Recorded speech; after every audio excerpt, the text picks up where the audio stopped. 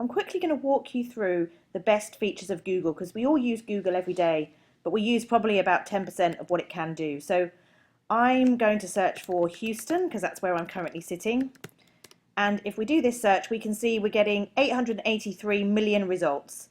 And often we do this and we just look at the front page. Actually, what we need to do is spend a couple more minutes doing our searches because the quality of what we get back is significantly improved. So the first thing I want to show you is on the left-hand side here, Google gives us some choices, but if you click on more, you can find different options. And if you're a journalist, I would specifically recommend searching for discussions, specifically message boards and chat rooms or blogs. If you're looking for an expert on something, search for a blogger and also search specifically for home pages as opposed to posts, because you want people who are blogging just about one topic, not somebody who blogs about lots of different things. You want an expert on a particular subject.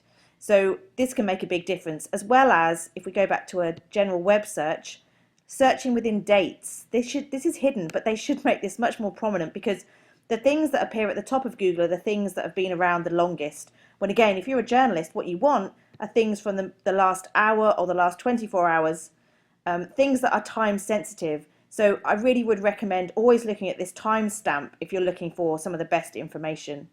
And although this is useful, when it becomes really useful is when we click on this cog or gear. And if we click on that, it gives us the option to do an advanced search. And again, just spending a few more minutes doing this will make a huge difference to the information that you retrieve. Now, Google have just redesigned this page and made it much easier to use because they give you kind of ideas on the right-hand side of the types of searches that you could do.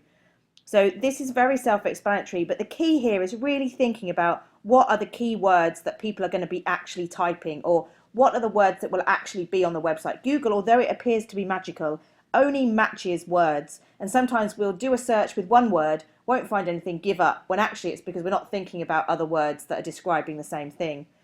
So this is, once you spend a bit of time getting the right keywords, that's great. But down here is when things get really interesting. You can search by language. And again, if you're a journalist and you're searching for information from the Japanese earthquake, you need to be searching in Japanese for people talking in their primary language or primary documents. So use Google Translate to translate words into Japanese and copy and paste the script because you're not going to have a Japanese keyboard. The same goes with Arabic or, to be honest, Spanish or anything else when you're trying to find people who are talking in their native language. Region obviously is useful, time we've talked about. But the other thing that's really useful is if you think about very large websites like Facebook or YouTube or government websites, very difficult to navigate and the search is actually quite poor. So if I'm going to search within Facebook, I will often search within Google for facebook.com, which means it's just going to be searching Houston for facebook.com. And in fact, if I add /pages, it's just going to be searching Facebook pages, which are public pages. Houston, we have a problem. You can see here, these are all, if I say sort by date, again, past week, this is giving me pages, or you can see over 1,000 pages just for Houston within Facebook. And if we go back again to advanced search, you can also search /events, which are people who are organising events in Houston, which might again be newsworthy. So this is a godsend when it looks, trying to find information on those big sites can make a big difference.